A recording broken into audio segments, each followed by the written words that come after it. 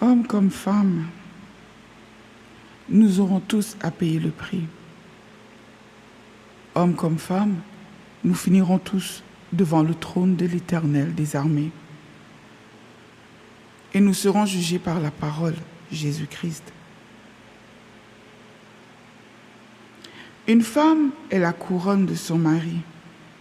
On connaît la valeur du roi par la valeur de la couronne qu'il porte. Aujourd'hui, les rois, nos maris, nos époux d'aujourd'hui, sortent sans leur couronne. Des millions d'autres, le jour du jugement, seront complètement choqués quand le Seigneur leur dira qu'un roi ne peut porter plus d'une couronne à la fois. Le Seigneur t'a demandé de prier pour avoir une femme vertueuse. Et au lieu de cela, tu t'es levé sans consulter l'Éternel et tu as décidé que la bassesse de ta condition te donnait le droit de modifier la parole de Dieu. Tu as décidé que le mensonge de ta vie deviendrait une vérité pour tous. Que les chrétiens arrêtent de confondre orgueil et amour, culture et amour. Prenons donc exemple sur le Dieu que nous servons. Il nous a délégué des tâches alors que nous sommes ni intelligents ni bons, car un seul est bon et il est sur le trône de justice. Le Seigneur sait que l'humain est faible et qu'il aura besoin de se valoriser, car nous avons dans notre chair bien imprimé le premier probablement de tous les péchés, l'orgueil. N'a-t-il pas dit que nous avions, du moins au départ, pour père le mensonge? Ce qui fait la valeur d'un homme, c'est l'état de sa couronne. Et ce qui fait que la couronne ne finit pas aux poubelles, c'est parce qu'une tête de valeur a bien voulu la porter. Comprenez bien quelque chose. La couronne ne choisit pas la tête sur laquelle elle sera posée. La couronne ne connaît pas la valeur réelle de cette personne qu'elle sera appelée à valoriser. La couronne ne sait pas si dans cette tête il y aura bonté ou méchanceté. La couronne ne sait pas si le roi la balancera lorsque l'investiture sera terminée. La couronne ne sait pas si on va la porter pour frimer ou bien si on la portera parce qu'elle vaut cher et qu'elle est capable de valoriser et d'emmener les gens à respecter le roi.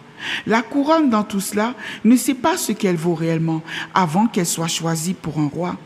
La couronne constate qu'on l'achète. Ira-t-elle sur la tête du roi David ou bien sera-t-elle posée sur un roi Saül?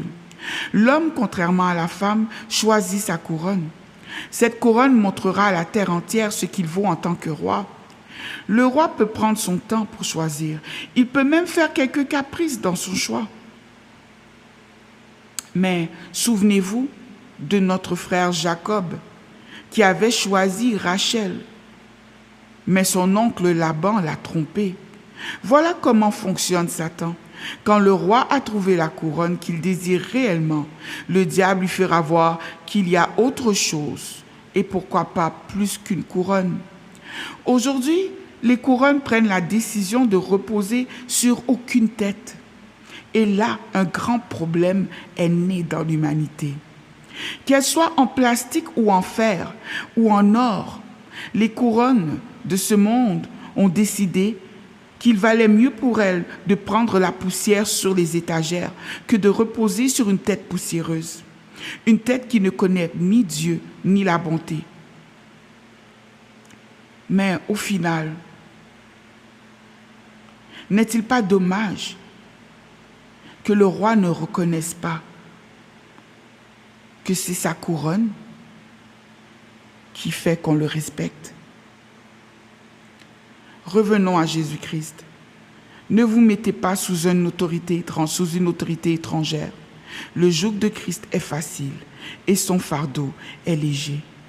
Inquiétez-vous davantage de votre caractère que de votre réputation. Cherchez le caractère de Christ.